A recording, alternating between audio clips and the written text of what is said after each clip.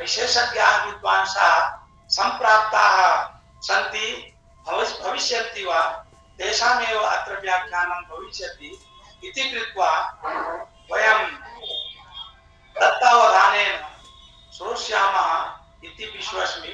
अहं निवेदयामि आचार्यचरणानां कृते ते स्वकीयम् उद्बोधनम् आरप्स्यन्तु।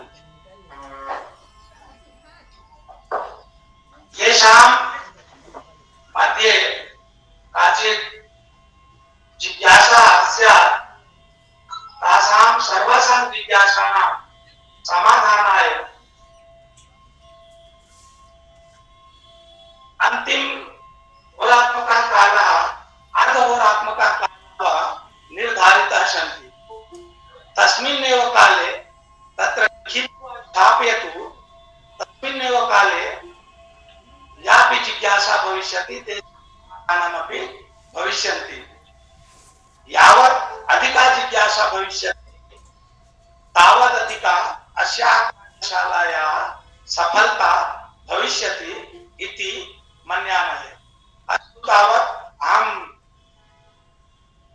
निवेदयामि आचार्यचरणाः स्वपाठम् आरभ्यन्तु।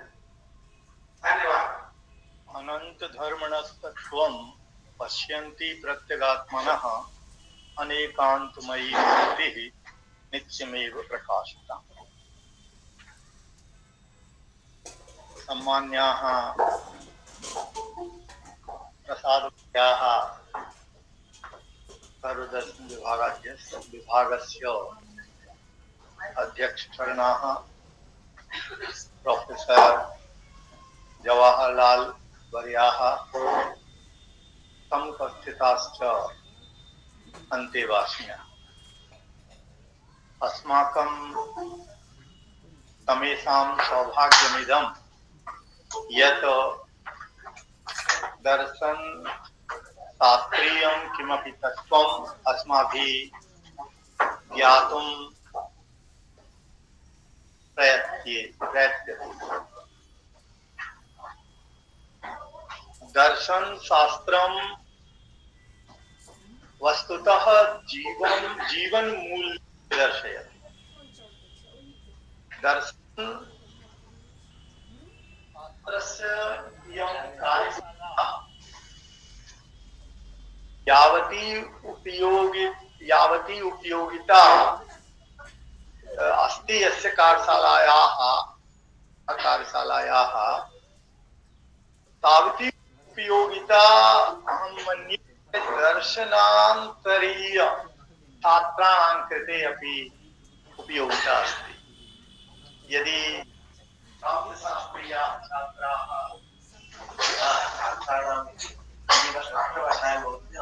एवं किंचित एवं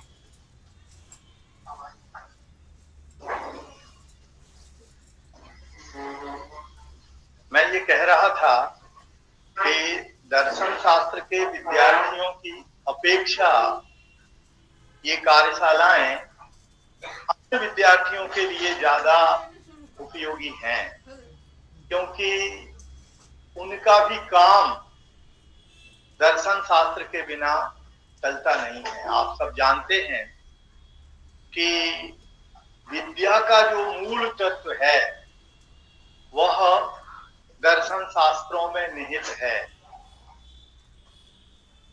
अस्माकं शिक्षा पद्धतौ अपि एतत् तत्त्वं निगूढितं वर्तते।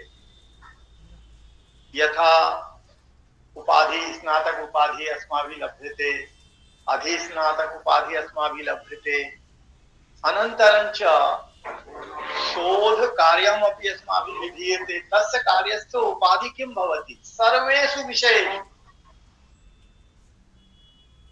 डॉक्टरेट इन फिलॉसफी,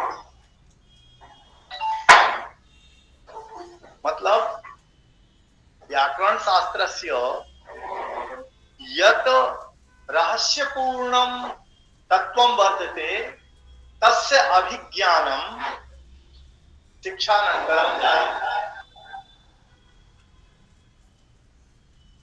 दर्शन शास्त्र अपने आप में गंभीर विषय है और कठिन माना जाता है, परंतु मैं ऐसा मानता हूं कि दर्शन शास्त्र से ज्यादा सरल कोई विषय है नहीं, क्योंकि वो हमारे जीवन से जुड़ा हुआ है। हमारा जीवन जिस रूप में हमें दिखाई देता है, उस रूप में जानना हमें जितना जरूरी है, उस जीवन के उस मूल्य को भी जानना जरूरी है जिससे हमें आनंद की प्राप्ति होती है, सुख की प्राप्ति होती है, हमारा जीवन कृतार्थ होता है, हमारे जीवन को बंधनों से मुक्ति मिलती है। इस दृष्टि से यदि हम विचार करें तो दर्शन शास्त्र का अपना बहुमूल्य अवदान हमारे जीवन के लिए है। तत्व ज्ञान की प्राप्ति उस चिंतन से जुड़ने पर होती है जो हमारे सामने भी है और हमारे सामने नहीं भी है। सूक्ष्म, अंतरित और दूरवर्ती जो पदार्थ हैं, उन पदार्थों का परिज्ञान हमें करना होता है। जैसे हमारा ये जीवन स्थूल जीवन है, मनुष्य का जीवन है, इस जीवन के साथ में जो सूक्ष्म जीवन है हमारा, जिसे हम अपनी आंखों से, अपने इंद्रिय ज्ञान से जानने में असमर्थ हो जाते हैं, उन तत्वों का ज्ञान हमें दर्शन शास्त्र करने की प्रेरणा देता है। इसलिए दर्शन शास्त्र से हम जो सीखते हैं वो तत्व ज्ञान मूलक सत्य सीखते हैं। तत्व ज्ञान को हम अपने जीवन के लिए स्वीकार करते हैं। उद्घाटन सत्र में अपनी चर्चा चल रही थी, हम देह के संबंध से अपना जीवन जी रहे और हमारी चेतना का जागरण देह के बारे में भी होना चाहिए। इसी पर मुख्य रूप से चर्चा चली। और ये शरीर जो है वह हमारे लिए बहुमूल्य है, क्योंकि ये केवल हड्डियों का ढांचा नहीं है। इस शरीर में जो है उसे हम साधारण पुरुषार्थ से नहीं समझ सकते और एक विधा का अध्ययन करके हम नहीं समझ सकते, क्योंकि शरीर भी अपनी जटिल प्रक्रियाओं को लिए हुए है। शरीर की कोशिकाएं हैं, एक एक कोशिका में न्यूरॉन्स हैं, और कितने न्यूरॉन हैं आपकी एक कोशिका में आप कल्पना नहीं कर सकते। वर्ल्ड की जितनी पॉपुलेशन है उससे भी दुगने न्यूरॉन्स आपकी एक कोशिका में हैं और असंख्यात कोशिकाएं आपके इस शरीर में हैं। और इन सारी शरीर की सारी प्रक्रिया को नियंत्रित करने वाला जो तत्व है वो तत्व है जीव तत्व या आत्मा, जो सुख दुख का अनुभव करता है, जो बुद्धि का व्यवहार करता है, जो जगत को समझने का प्रयत्न करता है, वो है आत्मा। शरीर तो साधन मात्र है। जैसे कि हमारा ये चश्मा है, तो ये चश्मा देखता नहीं है, परंतु देखने के लिए टूल बनता है, साधन बनता है। वैसे ही हमारा ये शरीर साधन बनता है। इस शरीर के साथ में एक और सूक्ष्म तत्व है, वो है मन, और उसके साथ जिसका घनिष्ठतम संबंध है वो है हृदय। फिलॉसफी के हिसाब से मन का अवस्थान हृदय स्थान में माना गया है, और हृदय तो औदारिक वर्गणाओं से बना है, परंतु मन मनोवर्गणाओं से बना है। और उससे कुछ स्थूल वर्गणाएं हैं जिनसे हमारा ये दिमाग बना हुआ है, जिसको हम मस्तिष्क कहते हैं। मस्तिष्क का अध्ययन करके आज सिलिकॉन वैली का विकास हुआ, कंप्यूटर साइंस का चमत्कार आप सब देख रहे हैं। हम सबका दिमाग इतना फर्टाइल है, इतनी कैपेसिटी हमारे पास है कि यदि हम अपने दिमाग का सदुपयोग करें तो 10% भी यदि हम सदुपयोग करें तो इस विश्व में बहुत प्रतिभाशाली हो सकते हैं। ईश्वर के रूप में भी हमारी ख्याति हो सकती है, भगवत्ता का दर्जा भी हमारा विकसित हो सकता है। जैन दर्शन आत्मा को परमात्मा बनने की विधि दिखाता है, रास्ता दिखाता है, और इसके लिए जरूरी है कि हमारी बुद्धि का सही उपयोग हो। बुद्धि यदि हमारी अनियंत्रित है तो हम आत्मा को परमात्मा बनाने का पुरुषार्थ करने में असमर्थ हो जाएंगे, समर्थ नहीं होंगे।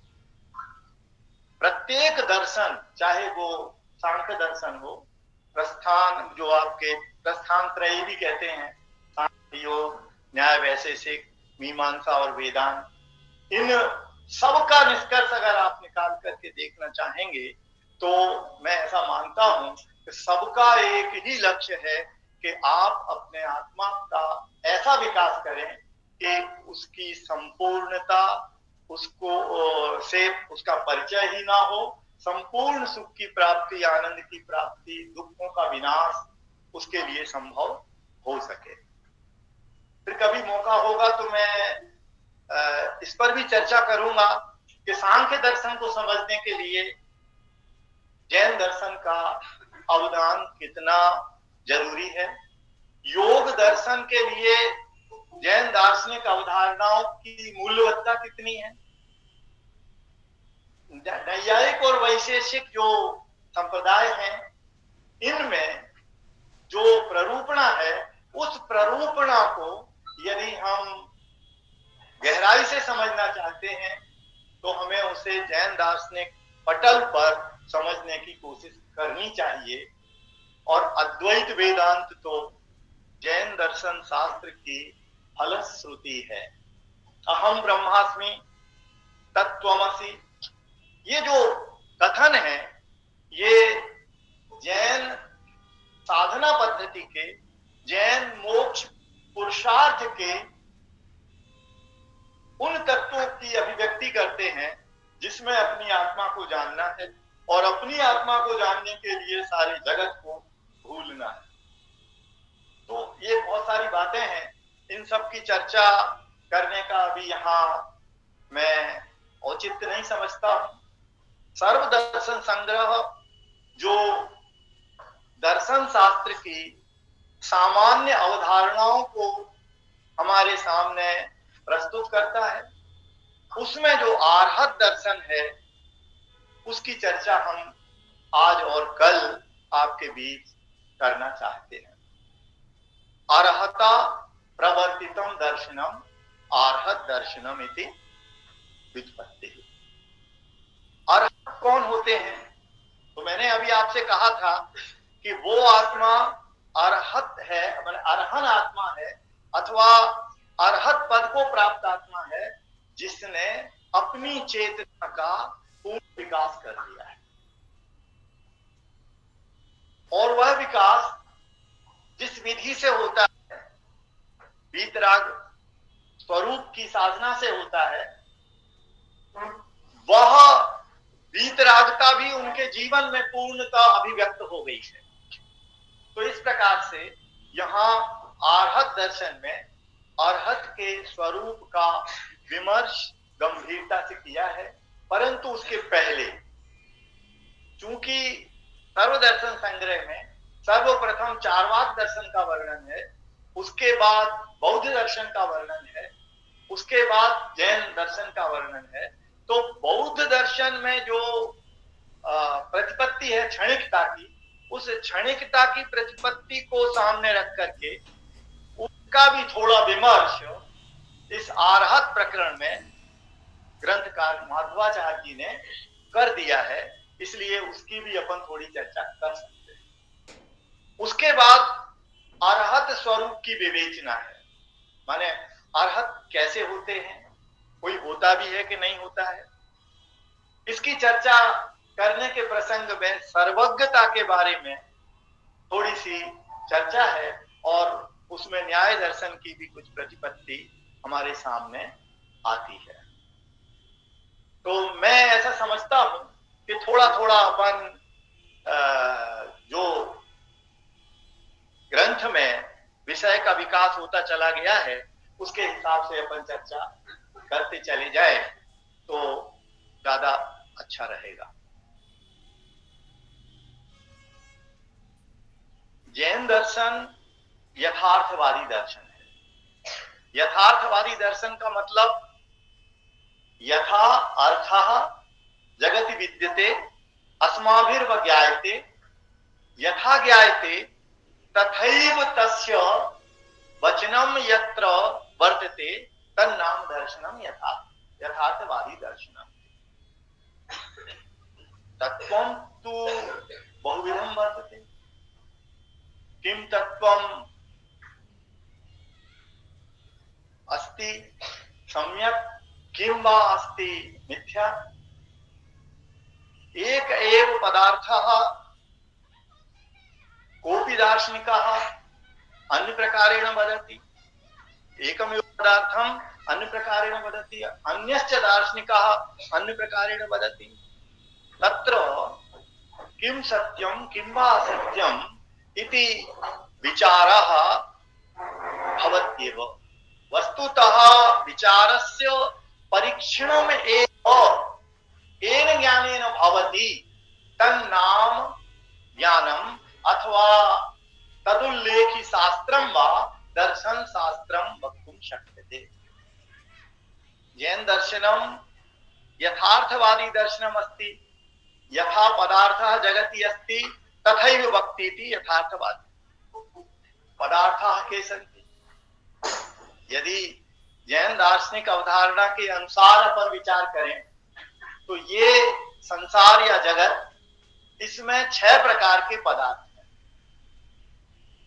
जीव जिन्हें हम चेतन पदार्थ बोलते हैं, अजीव में 5 प्रकार के पदार्थ हैं जिनमें 4 पदार्थ अमूर्तिक हैं और एक पदार्थ जो है उद्गल जिसको हम कहते हैं वो मूर्तिक पदार्थ है। हमें जिन पदार्थों का ज्ञान होता है अपने इंद्रिय ज्ञान से, वो 2 पदार्थ हैं, एक तो जीव और दूसरा उद्गल, मूर्त पदार्थ हम जिसे कहते हैं। तो एक जिसे हम मेटाफिजिक्स कहते हैं, वस्तु का परिज्ञान जिस शास्त्र की विधा से कराया जाता है उसे हम प्रमेय ज्ञान भी कहते हैं, प्रमेय मूलक शास्त्र कहते हैं और मेटाफिजिक्स भी कहते हैं। तो इसकी भी चर्चा इसमें थोड़ी सी है। दूसरी चर्चा इसमें मोक्ष मार्ग की है। मोक्ष मार्ग की चर्चा इसलिए है कि ऐसा कोई भी व्यक्ति नहीं है समझदार जिसकी चेतना का विकास हो चुका है जो दुखों से मुक्ति न चाहता। जैन दार्शनिकों ने मुख्य रूप से मोक्ष पुरुषार्थ की ही चर्चा की है और मोक्ष पुरुषार्थ के लिए जो आवश्यक धर्म पुरुषार्थ है उसकी विवेचना की है और वह धर्म पुरुषार्थ अपनी काल मर्यादा में बदलता भी रहता है। सांस्कृतिक मूल्य भी बदलते रहते हैं, द्रव्य काल की अपेक्षा से, क्षेत्र की अपेक्षा से। तो वो जो धर्म पुरुषार्थ है वो धर्म पुरुषार्थ है अपनी बुद्धि को नियंत्रित करने के लिए, जीवन को उचित रास्ते पर बनाए रखने के लिए धर्म पुरुषार्थ होता है। तो उसकी भी चर्चा शास्त्र में है। यहाँ पर भी धर्म पुरुषार्थ के रूप में रत्नत्रय धर्म की चर्चा है, सम्यक दर्शन, सम्यक ज्ञान और सम्यक चारित्र्य की। उसकी भी विवेचना अपन थोड़ी सी यहाँ पर कर लेंगे। और दर्शन के लिए जो पुरुषार्थ अपेक्षित है, उसके लिए हमें क्या जानना जरूरी है, उसको मुख्य करके 5 पदार्थ, 5 अस्तिकाय को लिया है इन्होंने और 7 तत्व को या 9 तत्व को लिया है। मूल रूप से 2 तत्व बता करके कि ये 2 तत्व ही 7 में और 9 में कैसे बदल जाते हैं, इसकी भी चर्चा अपन यहाँ पर थोड़ा कर लेंगे। और अंत में जाकर के इसमें जो जिन देव सूरी हैं उनके बारे में थोड़ी सी चर्चा करके माधवाचार्य जी ने आर्हत प्रकरण को पूरा किया है। अब हम शुरुआत करते हैं।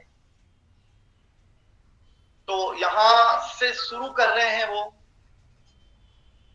बौद्धों के क्षणिक पक्ष को लेकर। माने माधवाचार्य जी ये कह रहे हैं कि मुक्त कच्छा नाम 2 प्रकार के जैनों की कल्पना उन्होंने की। एक तो जो वस्त्र धारण करते हैं परंतु कांच नहीं बांधते, तो उनको मुक्त कच्छा नाम का मतलब श्वेतांबरा नाम, श्वेतांबर सारिका नाम। और दूसरी तरफ उन्होंने दिगंबरों को भी लिया है कि वो वस्त्र को भी स्वीकार नहीं कर रहे हैं। तो ऐसे दिगंबर और श्वेतांबर दोनों ही जो जैन मतावलंबी हैं, वे वस्तु में क्षणिकत्व पक्ष को स्वीकार करते हुए भी बौद्धों ने जिस प्रकार से क्षणिकत्व की अवधारणा प्रस्तुत की है या जो प्रचलित है उसका खंडन करते हैं।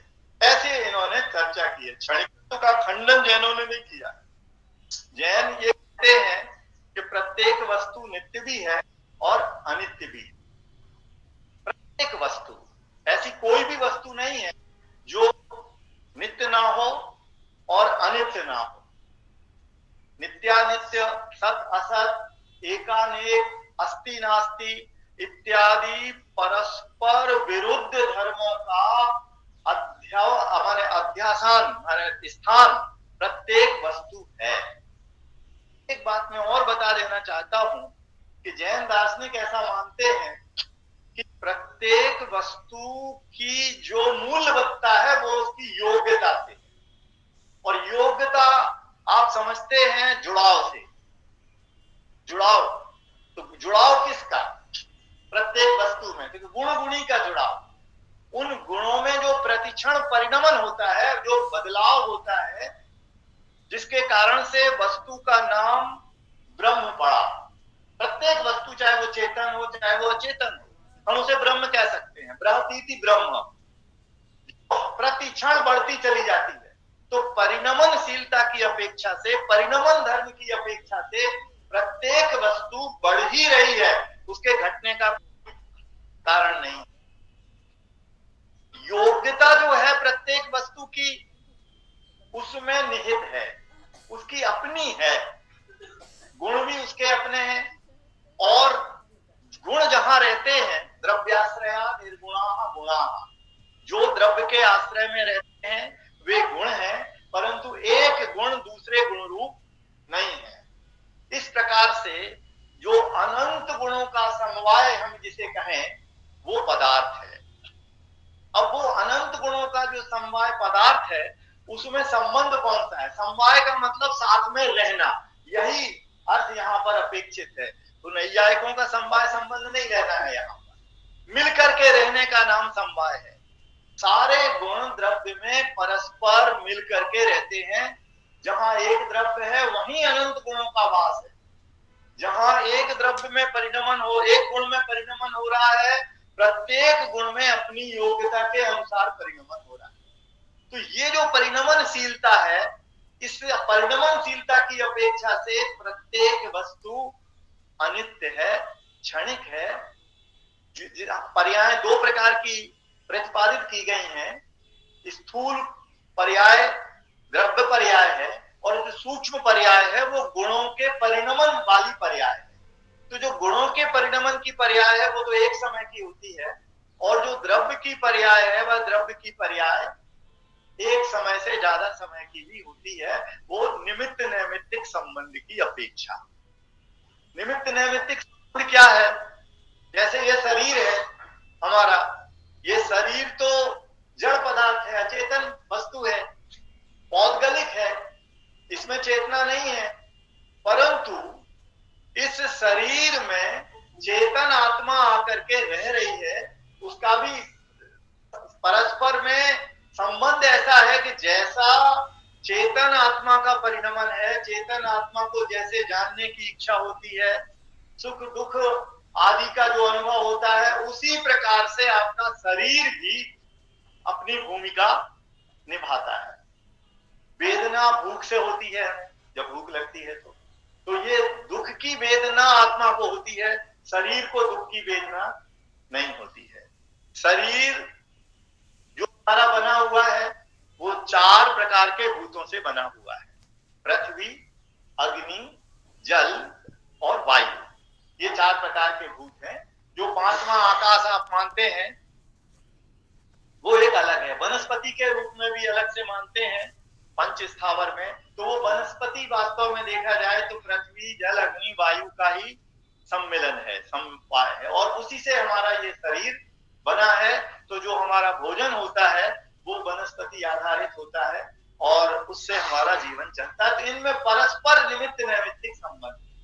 आंख देखने का काम करती है, कान सुनने का काम करते हैं। तो आत्मा के परिचायक शरीर के चिन्ह विशेष इंद्रियां कहलाती हैं। आत्मा के परिचायक शरीर विशेष जो है वो इंद्रियां हैं। तो इंद्रियां जड़ हैं, जिन्हें अब द्रव्येंद्रिय कहते हैं।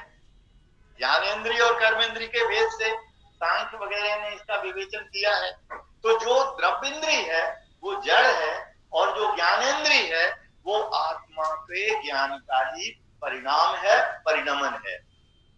विवर्तवाद और परिणामवाद की चर्चा भी जैन दार्शनिक स्वीकार करते हैं और बहुत गंभीरता से स्वीकार करते हैं। उसकी चर्चा अपन बाद में कभी करेंगे।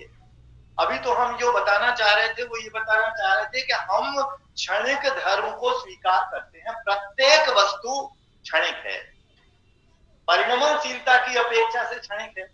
हमारा ये जो मनुष्य जीवन है, अगर हम उसे 100 साल का माने तो जिस दिन हम पैदा हुए उस दिन से हर क्षण बदल रहा है कि नहीं बदल रहा? एक जैसा तो नहीं है, बदलते हुए वही का वही है, वही मनुष्य हमें। तो मनुष्य की अपेक्षा हमारा जीवन 100 साल का है, परंतु अगर हम अपने को आत्मा जानने की कोशिश करें, आत्मा पदार्थ जानने की कोशिश करें, एक चेतन तत्व जानने की कोशिश करें, तो हम अनादि अनंत हो जाते हैं। तो अनादि अनंत की अपेक्षा हम नित्य हैं। हमारी आत्मा में वो गुण है, वे गुण, अरे आइए आइए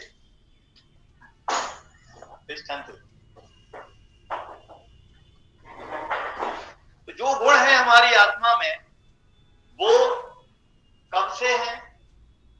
कि जब से द्रव्य है। द्रव्य कब से है? कि अनादि से है। कब तक रहेगा? अनंत काल तक रहेगा। तो और गुण अनादि से द्रव्य में है, अनंत काल तक द्रव्य में ही रहेंगे, ट्रांसफरेबल नहीं होते हैं गुण। तो इस अपेक्षा से प्रत्येक वस्तु अनादि अनंत स्वरूप वाली है, इसलिए नित्य है। चेतन आत्मा सदा चेतन आत्मा ही रहता है। मैं अगर चेतन आत्मा हूं तो मैं हमेशा चेतन आत्मा ही रहूंगा, दूसरे आत्मा रूप नहीं होऊंगा।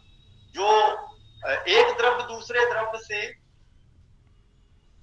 एक साथ रहने पर भी अभाव स्वरूप ही रहता है। दो द्रव्यों के बीच में अत्यंता भाव है और गुणों में परस्पर अन्योन्या भाव है, और जो परिणमन है, पर्याय है, वो द्रव्य में से ही आती है, गुण में से ही आती है, और गुण में मौजूद नहीं है इसलिए प्राग भाव भी है। वो पर्याय कहां जाती है? तो प्रध्वंस होकर के द्रव्य में ही विलीन हो जाती है, तो प्रध्वंसा भाव भी है। तो ये सब अगर हम स्वीकार करें तो हमें वस्तु के क्षणिक पक्ष को स्वीकारने में कोई आपत्ति नहीं होनी चाहिए। कोई भी ऐसा व्यक्ति नहीं है जो वस्तु को क्षणिक ना मानता हो, कोई भी ऐसा नहीं है।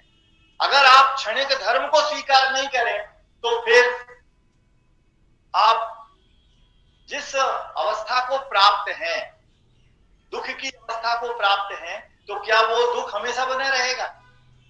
या जिसने एक बार सुख प्राप्त कर लिया वो हमेशा सुखी बना रहेगा? ऐसा तो देखा नहीं जाता। तो इससे ये ज्ञात होता है कि क्षणिकत्व हमारे जीवन के लिए एक अपरिहार्य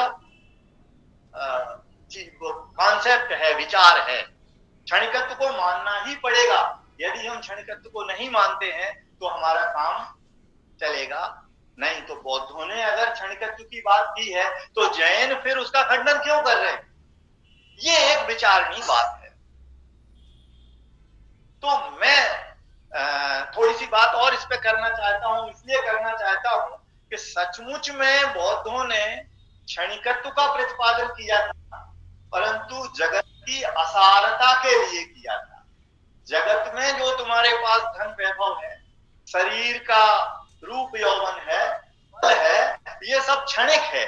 और ये जो धार्मिक अनुष्ठान से अर्जित होने वाला जो पुण्य है, स्वर्ग आदि का लाभ है, ये सब क्षणिक है। उसको क्षणिक बताकर जो आत्मा के अनुभव से सच्चिदानंद स्वरूप की प्राप्ति है, आनंद का जो भोग है, वो वास्तविक तत्व है। उसकी उपलब्धि के लिए सारे जगत को उन्होंने क्षणिक बताया था। उन्होंने ये नहीं कहा होगा भगवान बुद्ध ने कि ये प्रत्येक वस्तु क्षणिक है, क्षणिक ही है, सर्वथा क्षणिक है, ऐसा नियम से नहीं कहा होगा। क्योंकि जातक मालाओं में जो प्ररूपणा बुद्ध की है, उनके पूर्व भवों का जो वृत्तांत है, और वर्तमान में 70 साल तक बोधि लाभ होने के बाद 70 वर्ष तक उन्होंने जो धर्म का प्रचार किया, तो फिर 70 वर्ष तक क्या भगवान का जो भगवान थे वो क्षणिक ही थे क्या? और क्षणिक थे तो फिर उन पर भरोसा कौन करता? बोलने वाले कुछ और हो जाते, सुनने वाले कुछ और हो जाते। तो ये जो क्षणिकत्व को, जहां तक मैं समझता हूं, महायान जो एक संप्रदाय है बौद्धों का, उन्होंने अपने बुद्धि के वैशिष्ट्य से थोड़ी जो प्ररूपणाएं की, उन प्ररूपणाओं से क्षणिकत्व बौद्धों के ऊपर लाद दिया गया और उनको सर्वथा क्षणिकवादी बता दिया गया। यद्यपि बौद्ध सर्वथा क्षणिकवादी दिखाई नहीं देते हैं। ये एक विचारणीय मुद्दा जरूर है और आज का नहीं है, शताब्दियों से चला आ रहा है कि बौद्ध क्षणिकवादी है ना। और मीमांसक या वेदांती नित्यवादी हैं, वे क्षणिकवाद को नहीं मानते, क्षणिकत्व को नहीं मानते। जबकि सच्चाई ये है कि ऐसा संभव लगता नहीं है। तो क्षणिकत्व की जो अपन ने थोड़ी सी चर्चा की, उस के आधार पर यहाँ अपन विचार करना चाहते हैं। तो यहाँ क्या कह रहे हैं कि यदि जगत वस्तु तत्व को केवल क्षणिक ही स्वीकार कर लिया जाए तो फिर कोई आत्मा स्थायी सिद्ध नहीं होता। जैसा कि बौद्धों के ऊपर ये आरोप हमने लगा दिया है, या उनके ही प्रस्थान के कुछ विचारकों के द्वारा हमें ट्रांसफर कर दिया गया है कि आत्मा क्षणिक है, ये एक विचारणीय बात है। अब अगर ऐसा मान लिया जाए तो फिर जो लौकिक पारलौकिक व्यवस्था है, कर्म करने की और कर्म फल को भोगने की जो व्यवस्था है, वो सारी की सारी व्यवस्था विफल हो जाती है। उसकी कोई मूल्यवत्ता रह नहीं जाती है।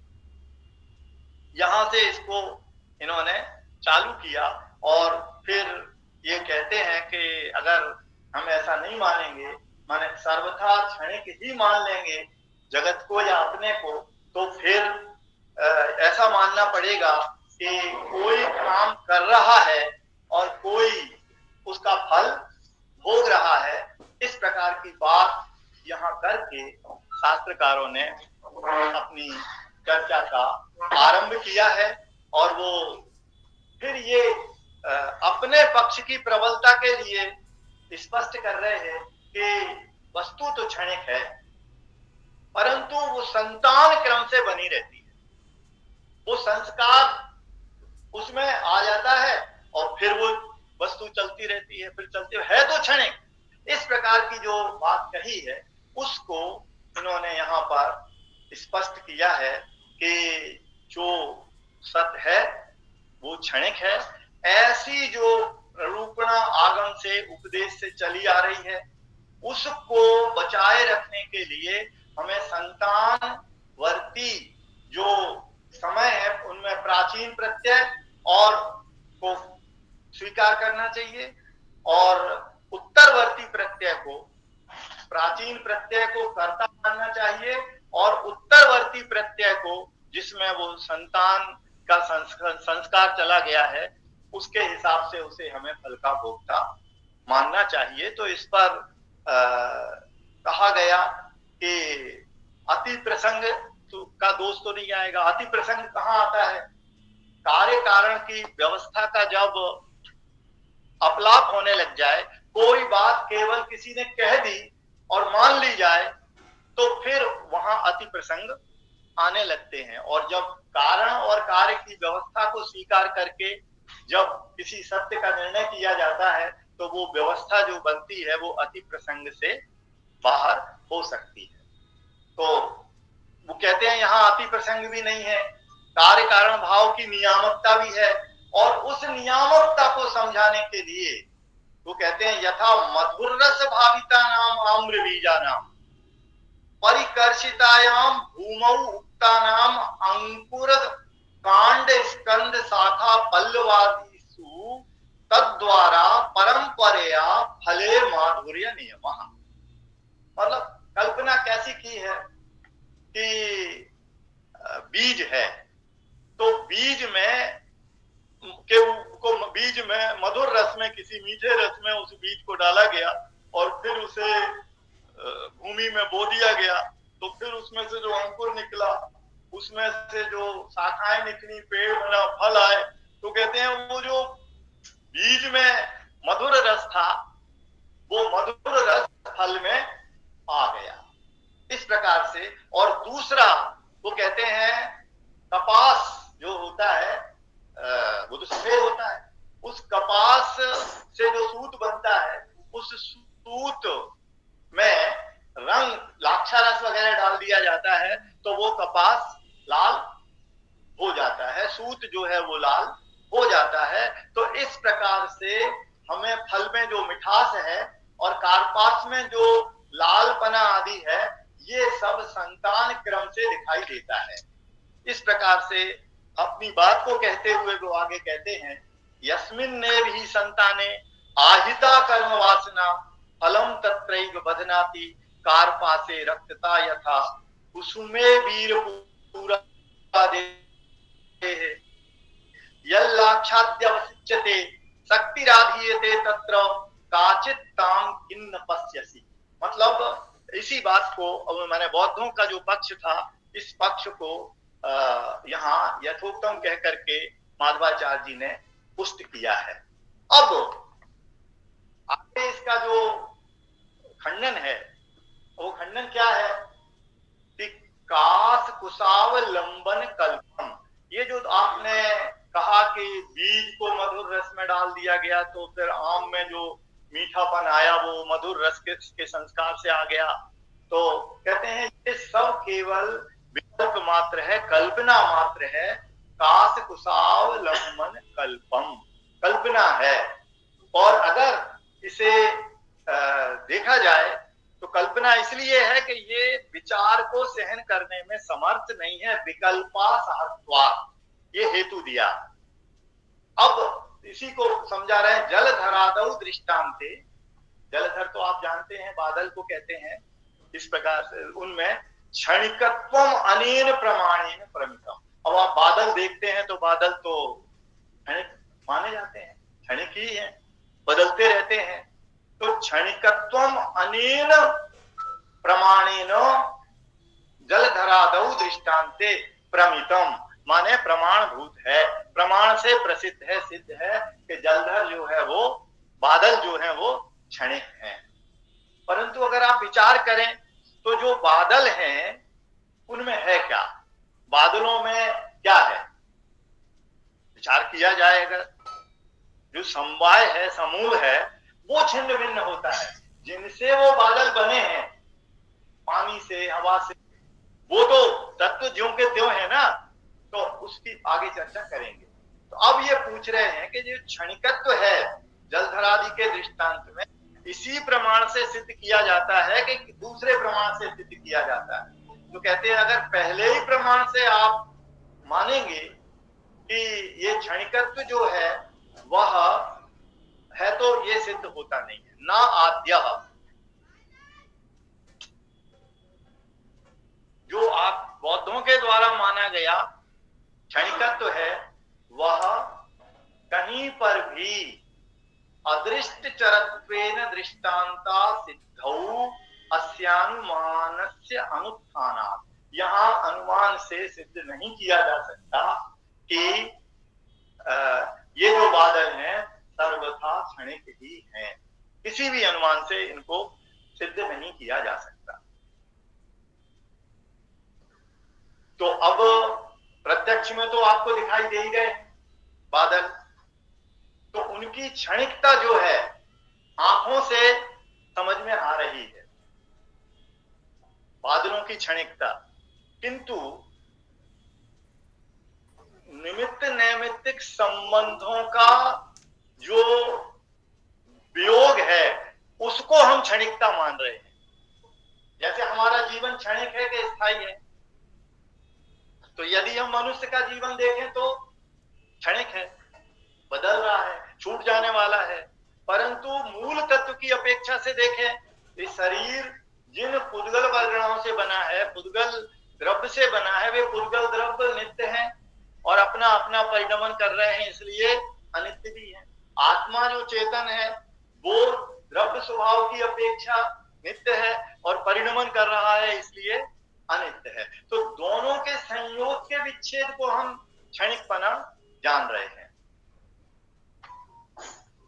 तो इस प्रकार से यहाँ स्पष्ट कर रहे हैं वो कि अर्थ क्रियाकारित्व के सत्व को अगर अपन स्वीकार करें तो मिथ्या सर्प दंसादे अपि अर्थ क्रियाकारित्वेन सत्वापादानात् च, ये बात इन्होंने की, क्षणिकत्व की सिद्धि में सत्वानुमान वैफल्यापत्ति, दृष्टांत की सिद्धि अदृष्ट चरत्वेन दृष्टांता सिद्धौ, अदृष्ट चरपने से दृष्टांत की असिद्धि होने पर इस अनुमान का उत्थान नहीं होता, ये अनुमान लागू नहीं पड़ता। इसलिए प्रमाण के द्वारा तो जिस प्रमाण से तुम कह रहे हो कि सब क्षणिक है, सब क्षणिक है, तो वो वाली बात सिद्ध नहीं होती है। और इसी न्याय से क्षणिकत्व की सिद्धि में सत्वानुमान की विफलता प्राप्त हो जाती है। कैसे? अर्थ क्रियाकारित्व सत्वम इति अंगीकारे। अर्थ क्रियाकारित्व क्या है? प्रयोजन के अनुसार वस्तु में परिणमन का होना अर्थ क्रियाकारित्व है। जैसे आम्र बीज है, तो आम्र बीज में अर्थ क्रियाकारित्व क्या है कि वो अंकुरित होकर के पेड़ बनेगा, पेड़ बन करके डाली, शाखा, फूल, फल सब बनेगा, सब में अमृत ही रहेगा, वो आम पने को छोड़ नहीं सकता, वो उस रूप से परिणमित होना ही उसका प्रयोजन है। जैसी योग्यता होती है वैसा ही परिणमन होता है। तो इस प्रकार से अब यहां तक लाने के बाद वो ये कह रहे हैं कि प्रत्येक वस्तु क्षणिक भी है और प्रत्येक वस्तु नित्य भी है, और उसके लिए वस्तु का लक्षण बता रहे हैं, उत्पाद व्यय द्रव्य युक्तम सत। सत माने वस्तु, उत्पाद व्यय और ध्रुवता। ध्रुवता हमें नित्य तत्व का बोध करा रही है, और उत्पन्न होना और विनशना ये हमें क्षणिकता का बोध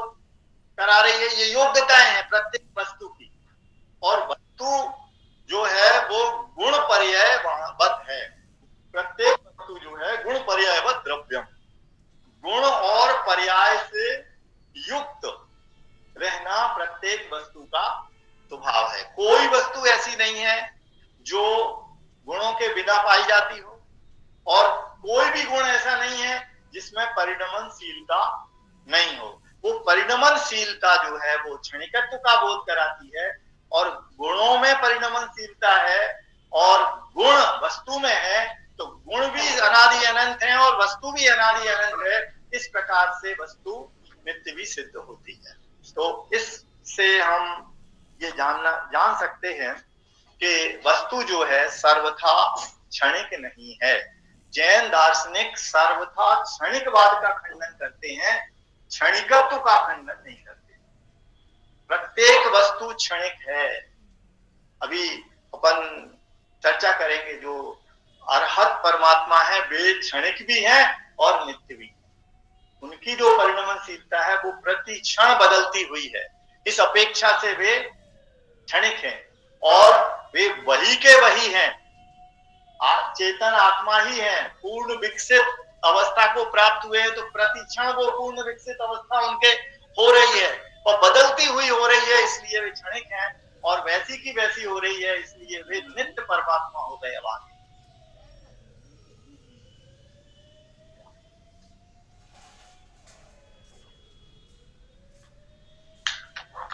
अब जो क्षणिकवाद का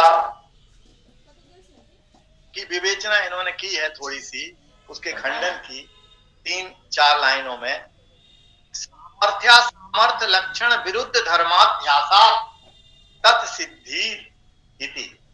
सामर्थ्य सामर्थ्य लक्षण माने परस्पर विरुद्ध धर्मों की सत्ता सिद्ध होने से क्षणिकत्व की भी सिद्धि होती है और अक्षणिकत्व की भी सिद्धि होती है। तो सामर्थ्या सामर्थ्य लक्षण विरुद्ध धर्माध्यासात तत्सिद्धि रीति, ऐसा जो कहा गया है वह असाधु है। तत् असाधु स्यादवादिनाम अनेकांततावाद वादस्य इष्टतया विरोधा सिद्धेः।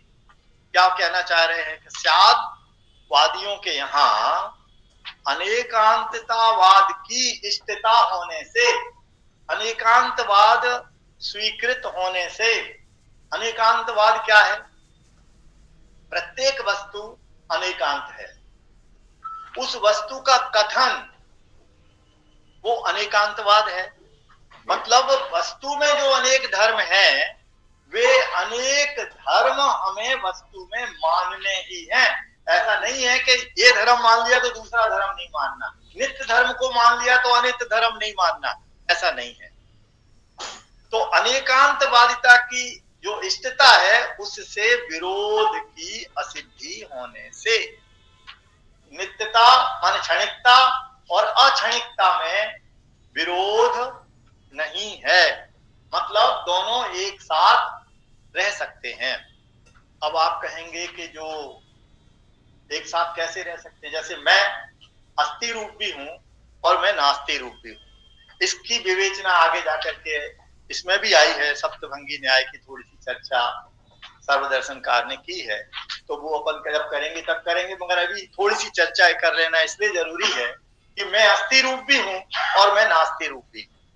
तो मैं अस्थि रूप क्यों हूं? क्योंकि मेरे में जो कुछ है वो मेरे में ही रहने की योग्यता रखता है, इसलिए मैं अस्थि रूप हूं। और मैं नास्ति रूप क्यों हूं? कि मैं दूसरे रूप नहीं होने की योग्यता रखता हूं। नास्तित्व माने नहीं होने की योग्यता, अस्तित्व माने होने की योग्यता।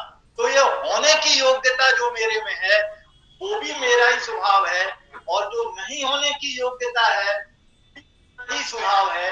इस प्रकार से अस्तिपना और नास्तिपना एक में सिद्ध होता है, इसमें विरोध नहीं है।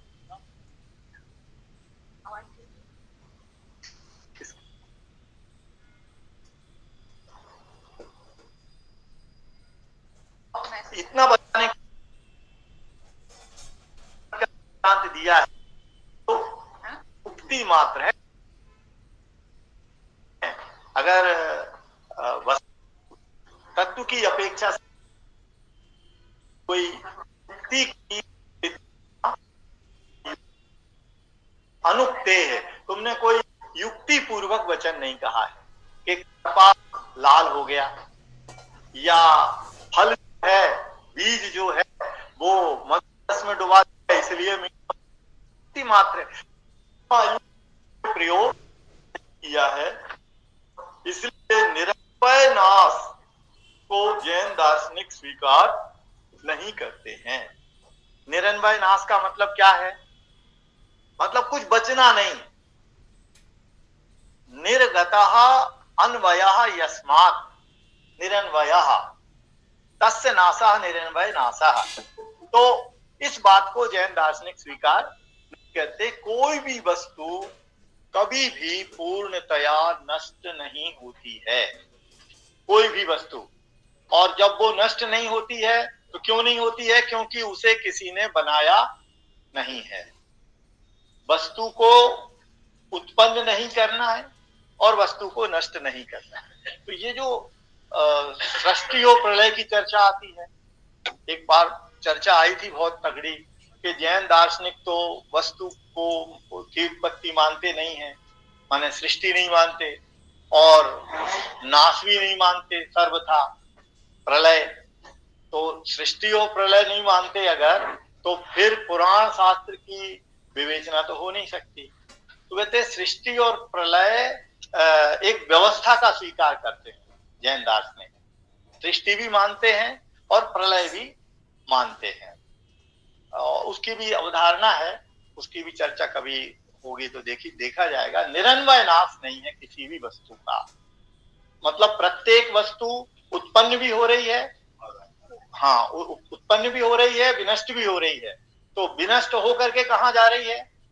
जैसे ज्ञान की पर्याय है तो ज्ञान गुण में जा रही है। आई कहां से? ज्ञान गुण में से आई।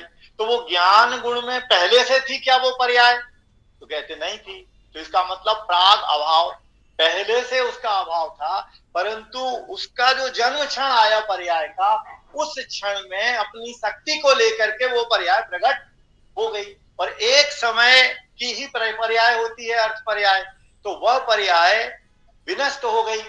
मतलब एक समय के बाद लय को प्राप्त हो गई। तो लय का प्राप्त कैसे हुई? वो जो सत्यांश थे वे सत्यांश गुण में विलीन हो गए।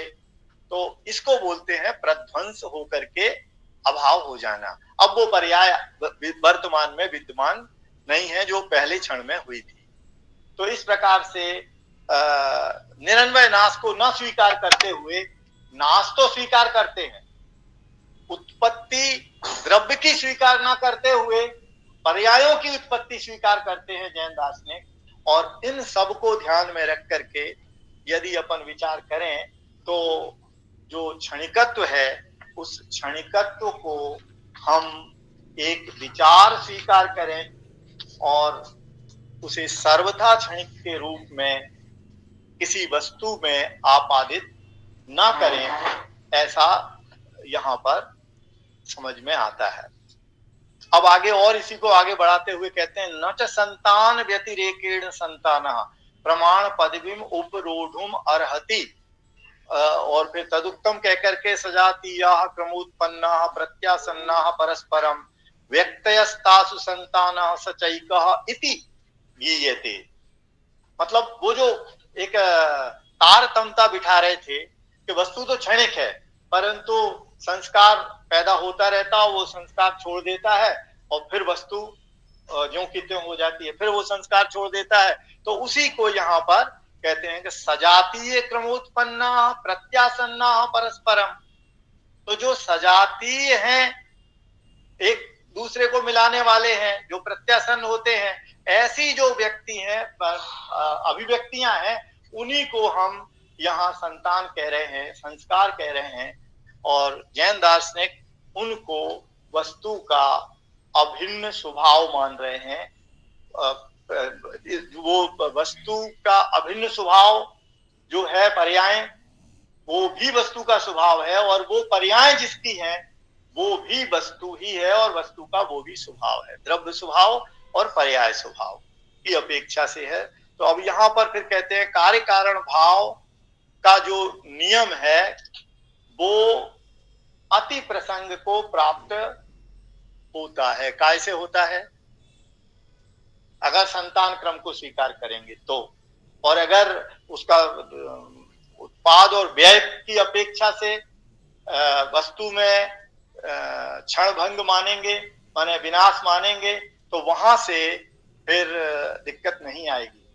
अब इसी को संतान क्रम की निरर्थकता बताने के लिए वो कहते हैं कि उपाध्याय की बुद्धि से जो अनुभूत प्रमेय है उसका क्षण अलग है, और उन्होंने जो उपदेश दिया, उपदेश देने के बाद शिष्य की ने उसको सुना और अपनी बुद्धि से समझा, तो वो क्षण अलग हो गया। तो अगर वस्तु सर्वथा एक क्षण की ही हो, उसी क्षण में उसका नाश हो जाए सर्वथा, तो फिर उसका कोई अन्वय रहे ही ना। तो फिर शिष्य गुरु के उपदेश से जो वस्तु परिज्ञापित हुई है, वही की वही वस्तु शिष्य की बुद्धि से कैसे जान ली जाती है, इस पर शंका खड़ी हो जाती है।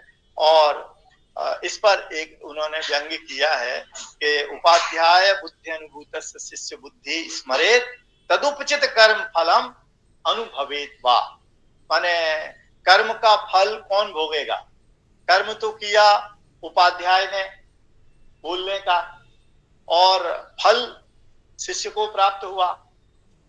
तो इस प्रकार से उस पर वो किया है। और आगे जाकर के हेमचंद्र का कथन है, ये जो इसमें दिया है, इसमें सिद्ध सैन वाक्य कारण करके लिख दिया है, तो वो थोड़ा सही नहीं लगता।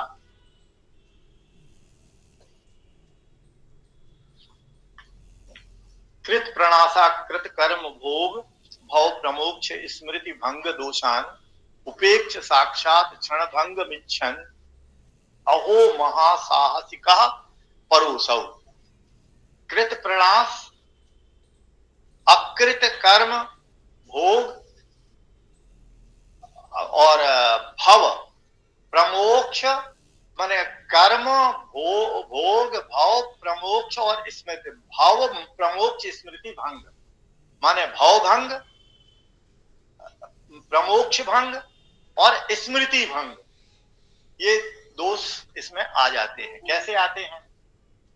कृत प्रणास, अगर सर्वथा क्षण भंग को स्वीकार कर लिया जाए तो जो किया गया है उसका कोई मूल्य नहीं रह जाएगा। किसी ने अपराध किया और उसी क्षण में खत्म हो गया, अब उसके दंड की कोई आवश्यकता नहीं रही। तो कृत प्रणास और अकृत बिना किए कर्म का फल किसी को भोगना पड़ जाएगा। अकृत कर्म फल भोग, और कृत करने पर भी कर्म का फल नहीं भोगना पड़ेगा। और आप कह भी सकते हैं कि वर्तमान में तो ऐसा देखा भी जाता है कि जो लोग पापाचार कर रहे हैं, हत्या कर देते हैं और उन्हें सजा नहीं मिलती है, और कई निर्दोष फंस जाते हैं उसमें। तो ये दिखता जरूर है, परंतु अगर गंभीरता से विचार करें तो जो हत्या करके भी बच रहे हैं, तो वो यहाँ न्यायालयों की सजा से बच रहे हैं, परंतु उस कर्म का फल उन्हें अवश्य मिलने वाला है। और वर्तमान में जो निर्दोष होकर के भी कर्म फल भोग रहे हैं, तो उसका मतलब यह है कि उन्होंने पहले कोई ऐसा काम किया था जिसके कारण से वर्तमान में ऐसा काम ना करने पर भी उन्हें दंड का फल भोगना पड़ रहा है। तो कृत प्रणास अकृत कर्म भोग भव भंग प्रमोक्ष भंग माने मोक्ष भंग और स्मृति भंग आदि के दोष इसमें क्षणिकवाद में सर्वथा क्षणिकत्व को स्वीकार करने में आ जाते हैं। और अगर ऐसा ही स्वीकार किया जाए, इसको ही इतना सब होने पर भी कोई क्षणिकवाद को स्वीकार करता है, तो वो महासाहसिक है। माने उसे अब कोई भी भय नहीं रह गया है, किसी भी प्रकार से कोई डर नहीं लगता है, मतलब वो तो बहुत सशक्त हो गया है। महासाहसिका परोसौ कह करके उन्होंने यहाँ पर बात कही है। क्षणिकत्व, अब आगे कहते हैं क्षणिकत्व के पक्ष में ज्ञान के काल में एक ही असत्ता है। जब कोई वस्तु जानी जाती है ज्ञान से, तो उस वस्तु को ज्ञेय कहा जाता है। जानने योग्य वस्तु में सामर्थ्य होती है। कोई भी वस्तु ऐसी सामर्थ्य रखती है अपने में कि किसी के ज्ञान के द्वारा वो जानी जाए। तो ज्ञान के द्वारा जानी जाती है। तो ज्ञान के काल में जब तक जानी नहीं गई है तब तक वो वस्तु उसके लिए ज्ञेय नहीं है। जैसे घट है, कंबु ग्रीवादिमान घट हमारे सामने है, तो हम उस घट को जान रहे हैं। तो जिस क्षण हमने उसको जाना तो वो कंबु ग्रीवादिमान घट हमारे लिए ज्ञेय हो गया। उसके पहले तो ज्ञेय था नहीं, ये घट था। तो ज्ञान के कारण से वो ज्ञेय बना। तो ज्ञान का काल अलग है और घट का ज्ञेय का काल अलग हो गया। तो ज्ञेयस्य असत्वेन ज्ञान कालेन ज्ञेय काले ज्ञानस्य असत्वेन च ग्राह्य ग्राहक भाव की सिद्धि नहीं होगी। बुद्धि ने घट को जान लिया है या घट बुद्धि के द्वारा जान लिया गया है, बुद्धि ग्राहक है और घट ग्राह्य है। ये जो लोक प्रचलित संबंध है बुद्धि के जानने के, ग्राह्य ग्राहक बने के, इनकी सिद्धि सर्वथा क्षणिकत्व पक्ष से संभव नहीं होगी। और फिर सभ्येतर विषाणवत् कार्य कारण भावा संभवेन अग्राह्यस्यालंबन प्रत्ययत्वानुपपत्तेः। सभ्येतर विषाणवत्, जो दो सींग होते हैं ना, तो एक बायां सींग और एक दायां सींग। तो अब जो बायां सींग है और जो दायां सींग है, इन दोनों में सींगों के होने में कार्य कारण पना माना जा सकता है। एक ही हो रहे हैं, दोनों एक ही समय में हो रहे हैं। तो ये जो न होने के कारण ये का काल अलग है, ज्ञान का काल अलग है। तो जैसे दो सींगों में कार्य कारण पने की अपेक्षा से ग्राही ग्राहक संबंध नहीं बन सकता, वैसे ही ज्ञान को सर्वथा क्षणिक मानने पर या ज्ञेय को सर्वथा क्षणिक मानने पर ये ग्राही ग्राहक संबंध नहीं बनेगा। माने बुद्धि का सारा व्यापार वस्तु को क्षणिक मात्र मानने के कारण से लुप्त हो जाएगा, और ऐसा तो है नहीं।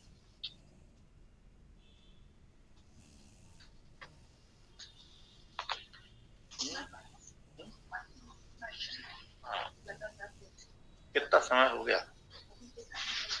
हाँ, थोड़ा 15 मिनट और चला लेते हैं, एक प्रकरण ये थोड़ा हो जाए।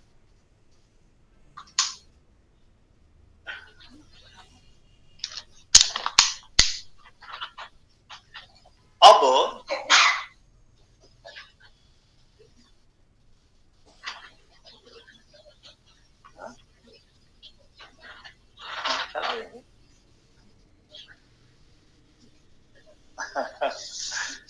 ठीक है, ठीक है, थोड़ा इसको कल अभी हम और देखेंगे। हाँ? आ जाएगा, आ जाएगा। अभी क्या खाना खा के आए हो, फिर 10 मिनट भी नहीं हुए तो थोड़ा सा हो जाता है।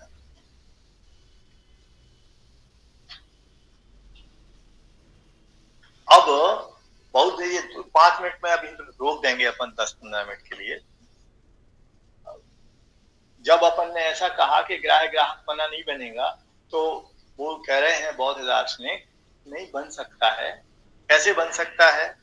भिन्न कालस्यापि, ज्ञेय का भिन्न काल और ज्ञान का भिन्न काल होने पर भी जो तस्य आकार की अर्पकता है, ये एक बहुत बढ़िया सिद्धांत है कि जैसे दर्पण है, तो दर्पण में जो वस्तु झलकती है वह दर्पण की अर्पकता, दर्पण में वो झलकाव आकार, माने उस वस्तु ने दर्पण को अपना आकार दे दिया, ऐसा माना जाता है। जो प्रतिबिंब क्या है? दर्पण में कलश झलक रहा है मान लीजिए, तो जो कलश का आकार है वही दर्पण में दिख रहा है ना, परंतु वास्तव में वो दर्पण का ही आकार है, कलश का, कलश नहीं है दर्पण में।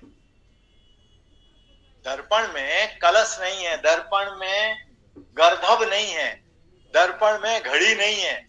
दर्पण में जो झलक रहा है वो उसकी आकार की अर्पकता है, माने मानो वस्तु ने अर्पित कर दिया उसको, और उसमें योग्यता है तो उसने अपने को वैसा झलका लिया। तो अब इन दोनों में सही क्या है? तो वो ये कहना चाह रहे हैं कि भिन्न काल में होने पर भी ये गायक की जो अर्पकता है उससे ग्राह्यत्व बन जाएगा। अगर ऐसा बौद्ध दार्शनिक कहें तो जैन दार्शनिक कहते हैं कि तदपि अपेशलम, यह बात भी थोड़ी युक्ति संगत नहीं लगती है। क्यों? क्षणिकस्य ज्ञानस्य आकारार्पकता आश्रयतायाः दुर्वचत्वेन साकार ज्ञानवाद प्रत्यादेशात्। क्षणिक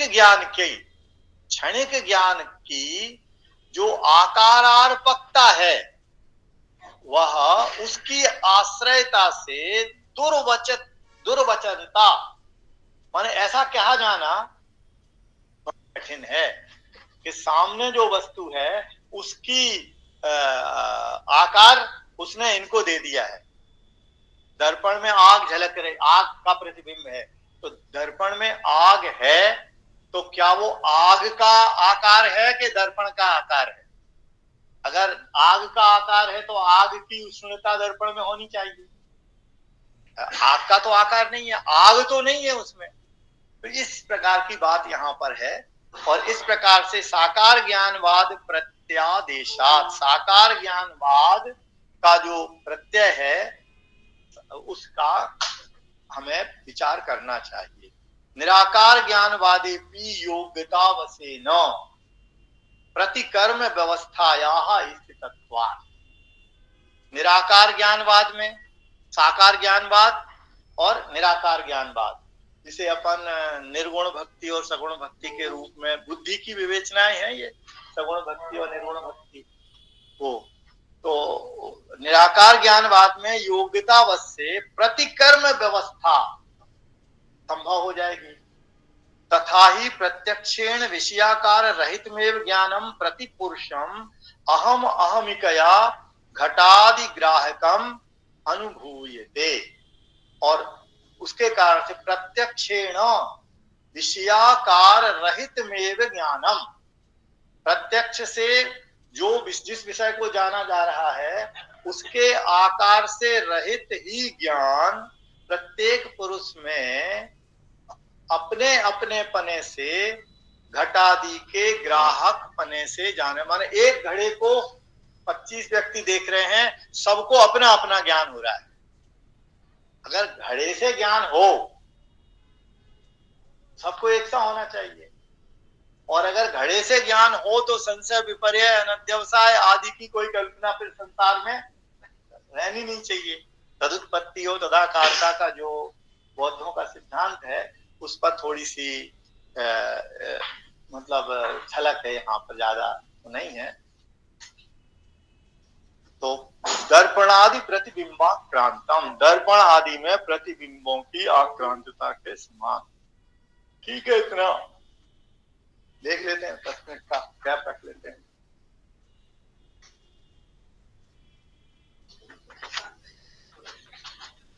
हाँ, अभी प्रश्न वगैरह हो तो उस पर चर्चा कर सकते हैं थोड़ी सी।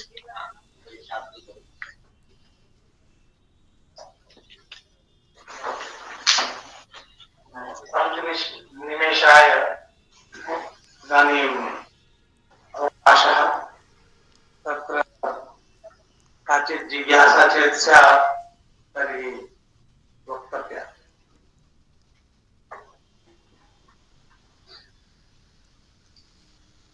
ज्ञानदर्शने बौद्धदर्शने वा बौद्धदर्शनस्य क्षणिकवादम् अभिलक्ष्य किमपि काचित् जिज्ञासा अस्ति?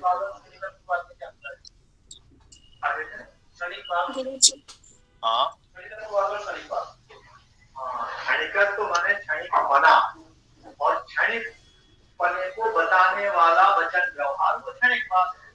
तो क्षणिकत्व वो वस्तु का धर्म हो गया, और क्षणिक बाद वचन का धर्म हो गया, कथन हो क्षणिक का कथन, ठीक है, एक ही चीज है। आत्मा भी क्षणिक है, सर्वथा क्षणिक नहीं है, सर्वथा कोई वस्तु क्षणिक नहीं है, परंतु क्षणिक है। गुरुजी, कौन सी वस्तु आपको सर्वथा क्षणिक लगती है? जैसे तो संसार प्रतिबंध क्षणिक है, आत्मा को हमारे नित्य माना गया है, तो क्षणिक कैसे रहा? और दूसरा कि जो आत्मा को कहते हैं कि विभू है, के जन्म में भी, तो फिर आपने ये भी बात बोली थी कि अलग अलग आत्माएं होती हैं, तो कैसे जब विभू है तो एक ही आत्मा होनी चाहिए? ऐसा है कि आत्मा एक चेतन पदार्थ है और उनकी संख्या एकता जो है वो अनंत है, जैसे शांत भी बहुत पुरुषवाद का समर्थन करता है, ठीक है ना। और वेदांत में आत्माएं बहुत होती हैं, इसका कोई खंडन नहीं है, कहीं पर भी नहीं है वेदांत में। हाँ, ये है कि एक अद्वैत की स्थिति तक पहुंचने के लिए एक आत्मा को जानने की प्रयोजन है, और वो एक आत्मा साधक की खुद की आत्मा है। अब उस आत्मा को हम अगर निग्लेक्ट करें और अपनी कल्पना से फिर ये स्वीकार करें कि ब्रह्म सत्यम जगन मिथ्या, ब्रह्म ही सत्य है जगन मिथ्या है, तो ये बात बिल्कुल सही है। किसके लिए सही है? ब्रह्म माने मेरा आत्मा मेरे लिए सत्य है, क्योंकि इस समय मुझे वही जानने लायक है। यदि मैं उसे जानूंगा तो परमानंद की प्राप्ति कर पाऊंगा, और अगर किसी दूसरे को जानने में लगा तो वो परमानंद की प्राप्ति मुझे नहीं होगी, इसलिए वो मेरे लिए जगत मिथ्या है। जगत है नहीं, इस अपेक्षा से जगत को मिथ्या नहीं कहा। किंतु जब अद्वैतवाद का जोर हो गया, अद्वैत माने द्वैत का नहीं होना, तो गुण गुणी का दो पदार्थ नहीं होना, ये भी अद्वैत है। और गुण गुणी एक है, इसको बताने वाला बात अद्वैतवाद है। अब वो अद्वैतवाद इतना आगे बढ़ गया कि केवल एक ब्रह्म ही है, उसके अलावा कोई दूसरा तत्व है ही नहीं। ये जो ब्रह्माद्वैतवाद है, फिर वैयाकरणों का शब्दाद्वैतवाद है, ये ऐसे अद्वैतवाद बहुत सारे आ गए। विशिष्टाद्वैतवाद है रामानुज का, तो अब रामानुज का तो विशिष्टाद्वैत क्या कह रहा है? वही विशिष्टाद्वैत जो रामानुज का है ना, वो जैन दार्शनिकों ने भी स्वीकार कर लिया है। गुण और गुणी, तो गुण जो है वो विशेष है और गुणी जो है वो सामान्य। सामान्य गुण भी हैं और विशेष गुण भी हैं प्रत्येक वस्तु में। तो इन दोनों का एक पना है, दो पने नहीं है, दो वस्तुएं नहीं है। गुण और द्रव्य दो वस्तुएं नहीं है, गुण और गुणी दो वस्तुएं नहीं है। ऐसे जानने का नाम अद्वैत का ज्ञान है, और उसको बताने वाला बात अद्वैतवाद है। ऐसी मान्यता का नाम अद्वैतवाद है। तो आत्मा एक ही है ऐसा हर कोई नहीं मानता। आत्मा विभू है, तो विभू का क्या मतलब है? विभू का मतलब होता है समस्त, प्रभु कहो, विभू कहो, सर्वव्यापी भी आप कहते हैं। तो सर्वव्यापी किस अपेक्षा से हो सकता है? जानने की अपेक्षा से भी सर्वव्यापी हो सकता है। जैसे ईश्वर को सर्वव्यापी कहते हैं, तो क्या ईश्वर को सर्वव्यापी मान करके ईश्वर की सत्ता सिद्ध की जा सकती है? नहीं की जा सकती। क्यों नहीं की जा सकती? क्योंकि ईश्वर को आप अनुमान प्रमाण से सिद्ध करते हैं, है ना। ईश्वर चित्यादिक जो है वे कर्तिक सकर्तिक हैं, और सकर्तिक हैं तो क्यों है? कार्यत्वात्। तो कार्य होने से, और कार्य है तो कार्य का कोई कर्ता होना चाहिए। तो अब आप कहते हो कि ईश्वर उनका करता है, तो ईश्वर उनका करता है, ये प्रत्यक्ष से तो सिद्ध होता नहीं है।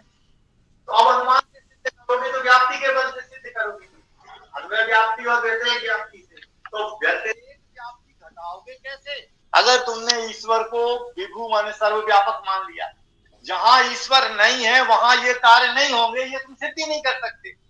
तो इस अपेक्षा से विभू पने का भी अपना मूल्य है, उसे अपनी तरीके से स्वीकार करना चाहिए। आकाश के प्रदेशों में सब जगह ईश्वर फैला हुआ है, ऐसा नहीं है। एक ये भी धारणा है कि ईश्वर सब जगह है, तो ईश्वर सब जगह है का मतलब प्रत्येक वस्तु ईश्वर है, ईश का मतलब है सामर्थ्य।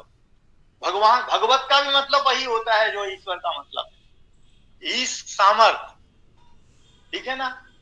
आपका वो ईशावास्यमिदं की बहुत अच्छी एक श्लोक है, ईशावास्यमिदं सर्वम यत् किंचित जगत्याम जगत तेन त्यक्तेन भुंजीताः मां हाँ कश्चित् धनम। तो क्या बढ़िया बात लिखी है।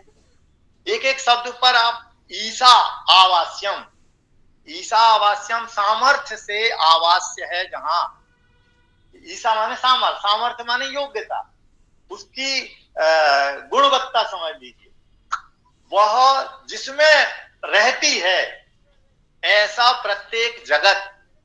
गच्छतीति जगत, गच्छतीति जगत का मतलब क्या हुआ? पदार्थ। प्रत्येक वस्तु गमनशील है, चल रही है, परिणमन कर रही है। तो प्रत्येक वस्तु जगत्याम, जगत्याम जगंती यत्र सा जगती। तो जो विश्व पटल है उसको जगती कहा है, और उसमें पाई जाने वाली जो वस्तुएं हैं वे वस्तुएं जगत कही हैं। और वो जगत कैसा है? ईशावास्यम, ईशा का आवास्य है, माने अपनी अपनी सामर्थ्य को लिए हुए है, अपनी अपनी सामर्थ्य उसमें बसी हुई है।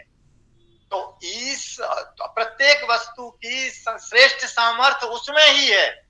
मेरा ज्ञान मेरे लिए श्रेष्ठ है, आपके लिए श्रेष्ठ नहीं हो, आपका ज्ञान मेरे लिए श्रेष्ठ नहीं हो।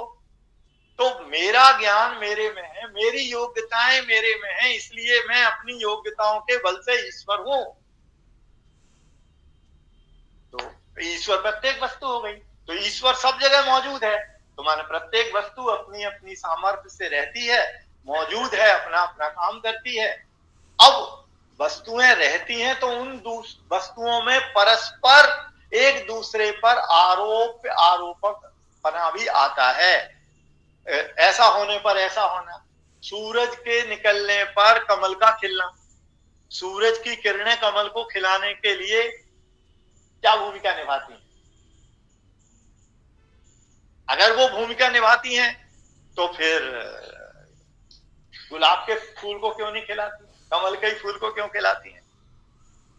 तो कमल के फूल में योग्यता है खिलने की। अब मगर नियम ऐसा है कि सूरज की किरणें निकलने पर ही उनकी वह योग्यता प्रस्फुटित होती है। ये एक अविनाभाव संयोग है, और उसके कारण से निमित्त नैमित्तिक संबंध बनते हैं। तो ये निमित्त नैमित्तिक संबंधों को भी हमें जानना चाहिए, और ये निमित्त नैमित्तिक संबंध क्षणिक हैं सारे के सारे, और जो उपादान उपादेयपना है वो यथार्थ है।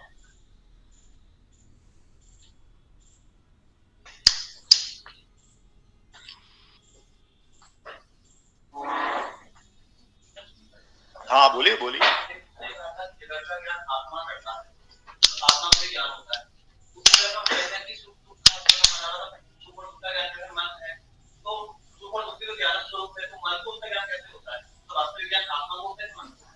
अच्छा,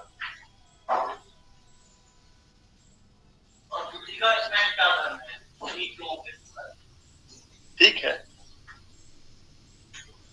आत्मा एक पदार्थ है, उसका गुण ज्ञान है, ठीक है। वह ज्ञान जब किसी के साधन से जानता है, इंद्रिय आदि के योग से जानता है, मन के योग से जानता है, ये टूल है। साधन माने उपकरण कहना चाहिए। जैसे चश्मा उपकरण हो गया, चश्मा जानता नहीं है। उसी प्रकार से जो आंख है, आंख जड़ है, परंतु वो टूल है, और उसके बिना हम जान नहीं सकते हैं। हमारे ज्ञान में ऐसी ताकत नहीं है कि हम आंख के बिना किसी रूप को, काले नीले पीले को जान सकें। ये हमारे ज्ञान की अयोग्यता भी है, और वो इंद्रिय के माध्यम से पूरी हो जाती है। तो वो जो ज्ञान व्यक्त हो रहा है उसे हम बुद्धि कहते हैं। मति को बुद्धि आपने सुना होगा, ठीक है। तो ज्ञान गुण की एक ऐसी पर्याय जो अवग्रह, इहा, अवाय, धारणा और उसके संस्कार से मति स्मृति आदि से परिणमित होती रहती है। ये सब ज्ञान के ही विवर्त हैं, ज्ञान के ही परिणाम हैं और ज्ञान रूप ही हैं। इसलिए मननम मति ही। और जो मन है वो मन जड़ पदार्थ है, वो भी जैसे आंख टूल बनती है वैसे वो जड़ पदार्थ भी टूल बनता है। जानने का काम तो हमारी ज्ञान की पर्याय करती है, ज्ञान की परिणति करती है। वो बुद्धि रूप भी होती है और वो ज्ञान रूप भी होती है, स्मृति रूप भी होती है वो ज्ञान की पर्याय। तो अब मन दो प्रकार का है, एक द्रव्य मन है और एक भाव मन है। जो मनोवर्गणाओं से बना हुआ मन है वो द्रव्य मन है, वो पौद्गलिक है और उस काल में होने वाली जो ज्ञान की पर्याय है वो भाव मन है, जो उसके निमित्त से जानती है। चक्षु के निमित्त से जानने वाला ज्ञान रूप को जानता है, रस को नहीं जानता। रसना इंद्री के निमित्त से जानने वाला ज्ञान रस को जानता है, रूप को नहीं जानता। परंतु मन के निमित्त से रूप को भी जान सकते हैं हम, रस को भी जान सकते हैं, गंध को भी जान सकते हैं। तो मन की सामर्थ्य थोड़ी बढ़ गई। तो वो जानने वाला जो है वो बुद्धि ही है, ज्ञान ही है। मन के निमित्त से जाने तो वो भाव मन कहलाता है। तो अब आपने सुना होगा मन चित्त दो है। तो जो मन है वो मन तो एक सूक्ष्म तत्व है, छुपा हुआ है हमारे शरीर के साथ, तो वो तो पौद्गलिक है। और जो चित्त है वो चेतना की परिणति है, वो बुद्धि है। चित्त जो है वो बुद्धि है। ये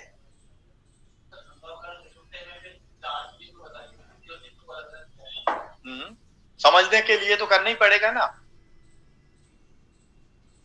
बुद्धि और चित्त, चित्त का मतलब बुद्धि तो मन इंद्री से भी व्यक्त हो रही है, इंद्रियों से भी व्यक्त हो रही है, मन से भी स्थूल को भी जान रही है, सूक्ष्म को भी जान रही है, ठीक है ना। और चित्त जो है वह परिणति मात्र है। उसके स्वरूप पर जब इंडिकेशन किया तो उसको हम चित्त कहेंगे। जैन फिलॉसफी में ज्ञानावरण कर्म जो एक बाधक कारण है वो जितना क्षीण होता चला जाता है उससे बुद्धि प्रकट होती है, जितना जितना क्षीण होता चला जाता है। और वो जो जानन सामर्थ्य है वो चित्त है, उसको चित्त कहेंगे। तो ये है चित्त अलग चीज, चेतना ही है। हाँ, हम लोग ने जो अंतःकरण की दृष्टि की कल्पना हमारी बौद्धिक धारणा है वो प्रायशः सांख्य और वेदांत की दृष्टि से है। और जैन परंपरा में जो अंतःकरण की परिकल्पना है या जो मन की परिकल्पना है या चित्त की जो परिकल्पना है थोड़ी भिन्न है। आचार्य जी जहां तक मैं समझ पा रहा हूँ कि हमारे जो भी प्रतिभागीगण हैं वो जैन दर्शन के विषय में अभी प्रवेश वांछित है। तो कर्म वर्गणाओं का पौद्गलिक स्वरूप का, पदार्थों के पौद्गलिक स्वरूप का या इस तरह की भाई मन को अंतःकरण क्यों किया कहा, थोड़ा समझने में मन को अंतःकरण कहा। इंद्रियां बाह्यकरण है, मन अंतःकरण है। अंतःकरण क्यों है? क्योंकि वो शरीर के अंदर ऐसी जगह विद्यमान है जो हमारी बुद्धि के द्वारा गम्य नहीं होता है, हमारी बुद्धि की पकड़ में नहीं आता है। परंतु जो मैं समझा हूँ हाँ, उसके अनुसार जैन दर्शन का वो प्रतिभागियों को बेसिक चीजें जो लाभ है, क्योंकि शास्त्रीय विषय को अभी वो तब विषय समझ में आएगा जब जैन दर्शन के पद पदार्थों के स्वरूप को बेसिक इंफॉर्मेशन, जीव का स्वरूप क्या है या भूतल का स्वरूप क्या है या तत्व कितने हैं, कौन तो वो तो आएगा। वो उसका प्रकरण आगे प्रकरण में आएगा। वस्तुतः ये जो अभी तक हम लोग पढ़ रहे थे, बौद्ध दर्शनों का जो अभिमत है सर्वम क्षणिकम इत्यादि, जो क्षणिकवाद की प्रतिष्ठा जो बौद्धों ने की है, तो उस क्षणिकवाद का निराकरण जैन परंपरा में किस प्रकार से किया गया है, किन किन हेतुओं से किया गया है, इसका विचार था। तो इसलिए जैन दर्शन के जो तत्व मीमांसा, ज्ञान मीमांसा और आचार मीमांसा आगे हम पढ़ेंगे।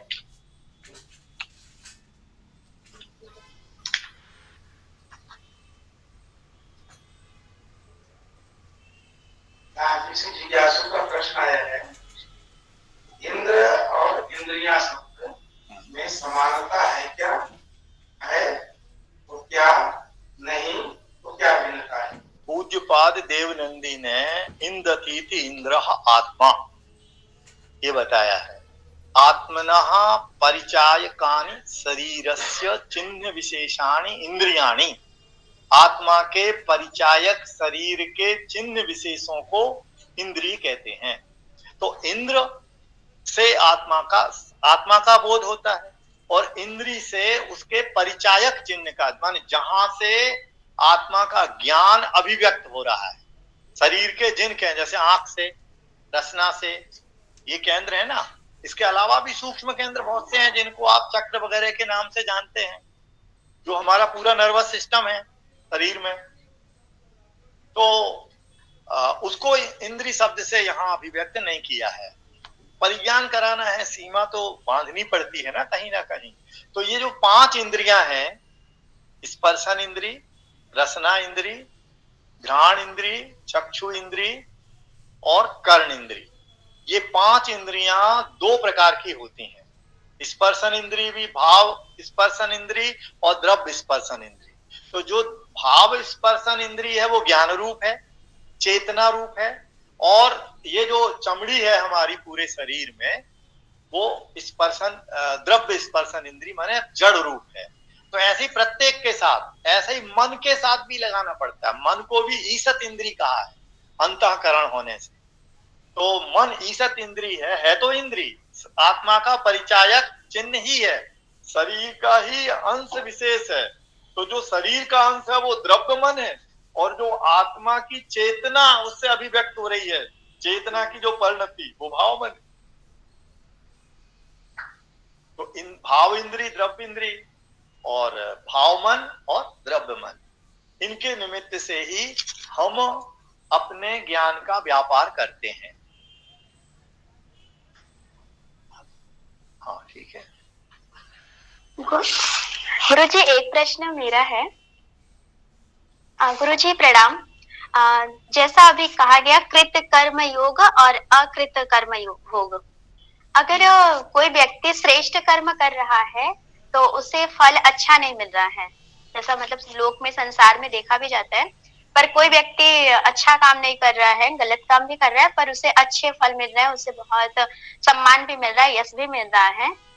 तो अभी जैसा भगवान श्री कृष्ण ने गीता में भी कहा है कि जैसा श्रेष्ठ यत यत आचरति श्रेष्ठो जना तत्तदेव इतरो जना स यत प्रमाणम कुरते लोका सद अनुवर्तते। लेकिन ये जो शास्त्र पढ़े हैं, जो ग्रंथ पढ़े हैं, वो ये बात जानते हैं कि पिछले जन्म में हमारा कर्म अच्छा नहीं था, इस वजह से ये हमें परिणाम या उसका फल मिल रहा है। तो सामान्य व्यक्ति तो अगर कोई अच्छा कर्म कर रहा है तो लोग कहते हैं कि वो अच्छा कर रहा है, ऐसा हम भी करेंगे। वो अध्ययन कर रहा है तो हम भी अध्ययन करेंगे। वो गलत काम कर रहा है तो हम भी करेंगे। तो ऐसे समाज में तो मतलब अनुकूल अच्छा नहीं चलेगा ना। तो कैसे लोग उसका अनुकरण कैसे करेंगे? अगर बुरे व्यक्ति का अनुकरण सब करेंगे तो फिर समाज तो हमारा मतलब दूषित हो जाएगा। तो इसी से बचने के लिए तो कर्म सिद्धांत है। जो जैसा कर्म करेगा उसे उसका फल भोगना होगा। अब कर्म सिद्धांत ये बताता है कि हम जो काम करते हैं उसका फल कभी तत्काल भी मिल जाता है और कभी बहुत समय के बाद मिलता है। ठीक है ना। सामर्थ्य जैसी होती है, जैसे अभी आपने कोई ऐसी चीज खा ली तो उसका तत्काल प्रभाव पड़ गया। जैसे लौंग है, अभी लवंग तो जानते हैं ना सब लोग। उस लौंग को अच्छी तरह से घिस करके आप अगर चाटेंगे चक्कर आ जाएगा आपको, और अगर उसे ऐसे खा के चबाएंगे तो कोई फर्क नहीं पड़ेगा। तो लौंग का प्रभाव तो आपके शरीर पर पड़ा, परंतु तत्काल नहीं पड़ा।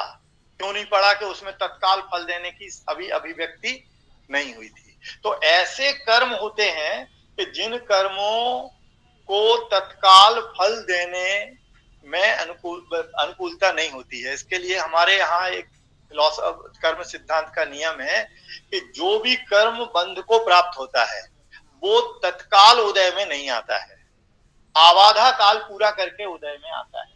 और जब वो उदय में आता है तब वो अपना फल देता है। तो जैसे मान लो किसी ने पाप किया, चोरी का कर्म किया, और अभी उस चोरी के कारण से उसने पाप तो किया, उसको दंड भी मिलना चाहिए, और दंड नहीं मिल रहा है। अब दंड मिलने में केवल हमारी व्यवस्था ही पुलिस आदि की नियामक नहीं है, वो तो बाह्य निमित्त कारण है। अंतरंग निमित्त कारण जो है उस व्यक्ति का अपना संचित कर्म है। अब वो संचित कर्म जब उदय में आकर के फल देता है तभी बाह्य कारण भी उसमें कारण बन जाता है, और किसी ना किसी प्रकार से उसे उसका फल मिलता है। तो यहाँ तो जो क्षणिक पक्ष की अपेक्षा से कहा था कि अगर सर्वथा क्षणिक मान लिया जाएगा तो हमको या किसी को, तो फिर किए गए कर्म का फल भोगने का डर ही खत्म हो जाएगा, और अच्छे कर्म का फल हमें भोगने को नहीं मिलेगा। और कर्म के कर्ता कोई किसी को हम कह नहीं सकेंगे। तो उसी से बचने के लिए ही तो सर्वथा क्षणिकत्व का निषेध किया गया है। गुरु जी धन्यवाद, प्रणाम।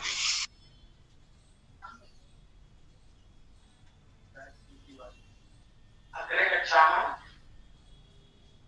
अत्र अस्माकं मध्ये देशविभागीयाः आचार्याः प्रोफेसर् देवेन्द्र प्रसाद मिश्र महोदयाः सम्प्राप्ताः सन्ति।